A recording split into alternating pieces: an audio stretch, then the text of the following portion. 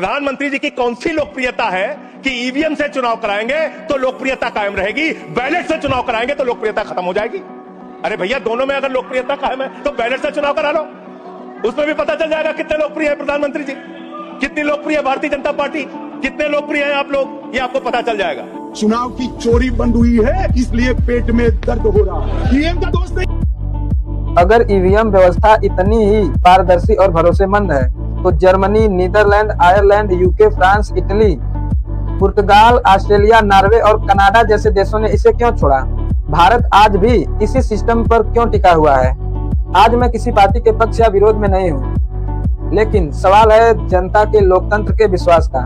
हर एक चुनाव के बाद एक ही सवाल उठता है कि ईवीएम ठीक था या नहीं, वीवीपैट से संतुष्टि मिलती है या नहीं।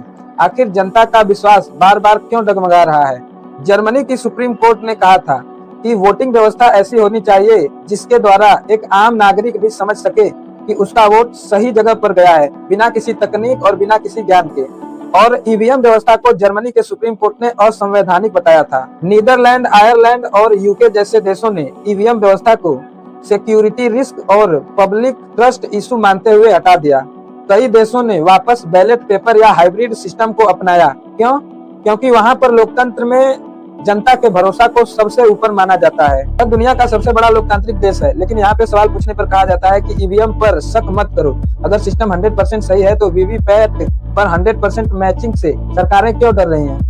बैलेट पेपर जैसी व्यवस्था और पारदर्शी व्यवस्था पर चर्चा करने से सरकारें पीछे हट जाती हैं, भारत जैसे देश में खासतौर से।